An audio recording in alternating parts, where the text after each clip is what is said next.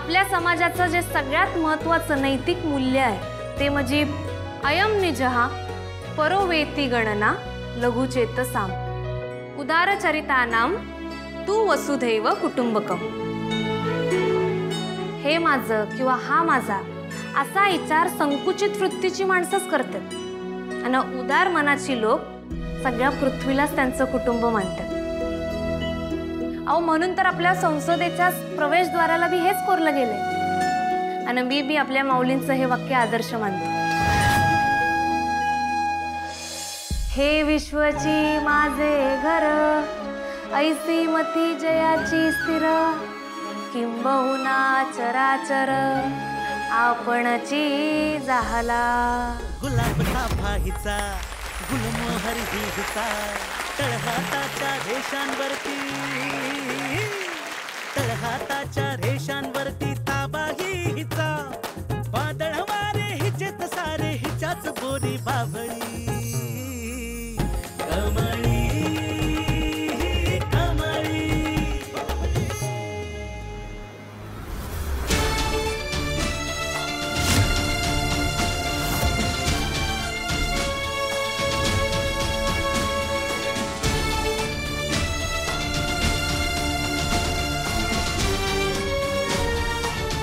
गुरुजी नमस्कार करतो। शुभम भाऊ तू आज एकटे चालत? अन्नपूर्णाताई नाही आल्या? कशा आहेत त्या? आणि बाबांची तब्येत कशी आहे आता? बाबा बरेच आहेत म्हणायचं। आई पण बरी आहे। आईने प्रसाद पाठवलाय। गुरुजी आईला माझी बायको गौरी आणि माझ्या मुलीच्या बाबतीत खूप हुरहुर लागली हो। त्यांचा विचार करून ती खूप अस्वस्थ होते। सारखे सारखे त्यांचे विचार येतात आणि मग त्यांच्याबद्दलची काळजी वाढू लागते। साहजिकच आहे। त्या कशा आहेत आणि त्या सुखरूप आहेत ना यासाठी आईने कौल लावून बघायला सांगितलंय। हरकत नाही। माझी एक पूजा आहे ती आटोपतो त्यानंतर आपण कौल लावू। तोपर्यंत दर्शन घे। बर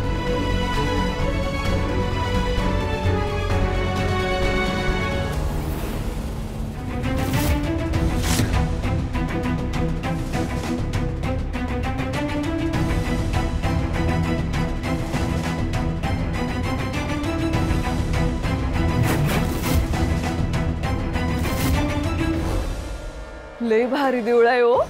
हो खूपच छान देऊळ आहे। आपल्या घरापासून अगदी जवळ आहे। मी आपलं मनाला वाटलं जाता येता येते बघा इकडं। मला जर का आधी माहिती असतं ना तर मी रोज आलो असतो की या देवळात। तुम्ही एक काम करा, तुम्ही देवाची पूजा करा आणि इथेच बाहेरच्या बाकड्यावर येऊन बसा। तोवर मी भाजी घेऊन येते। पण इकडंच थांबा, मी जाऊन आले का आपण एकत्र जाऊ घरी। होय होय या तुम्ही जाऊन, मी बसतो इथं।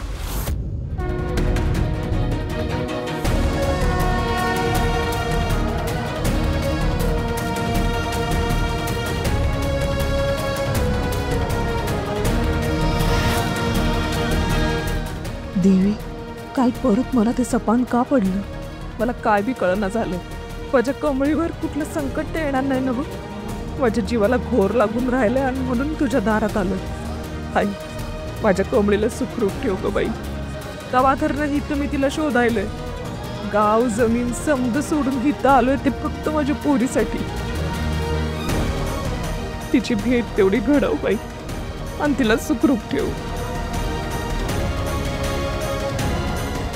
घ्या प्रसाद घ्या। तुमच्या सगळ्या इच्छा पूर्ण होतील। आई देवीवर विश्वास ठेवा।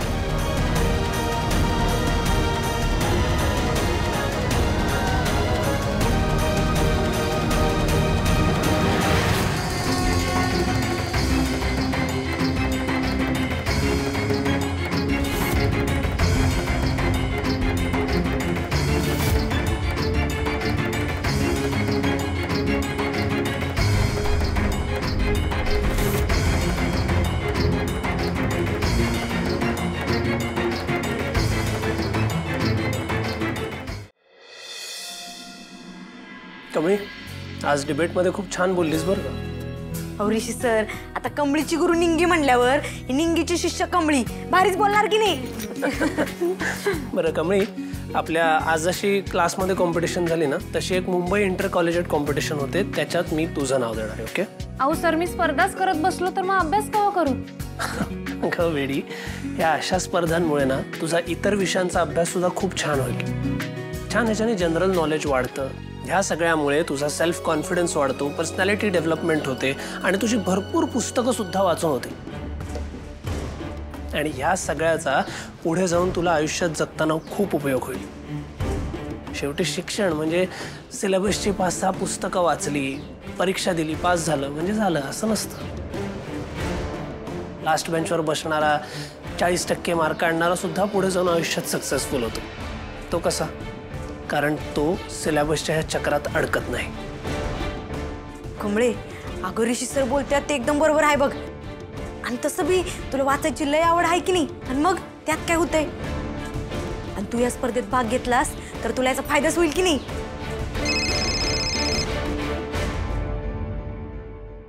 हॅलो, हां आलो.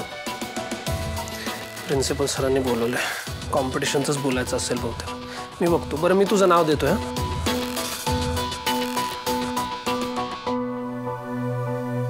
कमळे, अगं त्यात काय एवढं टेन्शन घ्यायचं?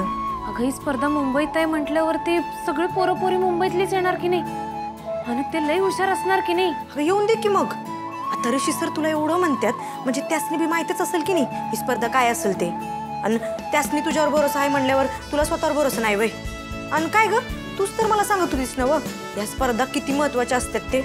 आणि मग कमळे, आणि मला माहित आहे तू एकदा एखादी गोष्ट ठरवलीस की नाही तर तुझ्यासाठी काय बी अवघड नसते. अगं मला विचार की आता ती नायशा, ती बी तुझ्यामुळे बक्षीस मिळवू शकते या. तेव्हा ही वादविवाद स्पर्धा काय आहे तुझ्यासाठी? नायशा, अगं वर झालं आठवलं, नायशालाच भेटायला जायचं. एक काम करूया, आपण आधी लायब्ररीत जाऊन अभ्यास करूया, मग बाजारात जाऊन तिच्यासाठी छोटंसं गिफ्ट घेऊया. म्हणजे मी तुझ्या बरोबर बाजारात यायचं आणि तिथून परत हॉस्टेलला जायचं. तुझं जा त्या नायशाला भेटायला, मी नाही येत. बरं चालतंय, चल.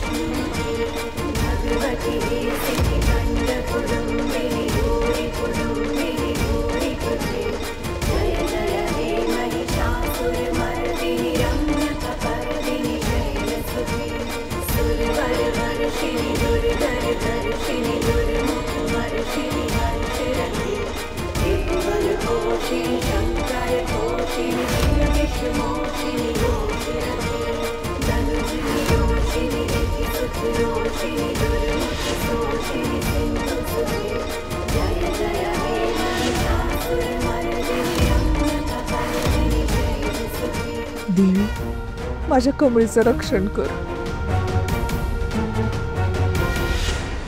देवी आई, माझ्या गौरीचं आणि मुलीचं रक्षण कर.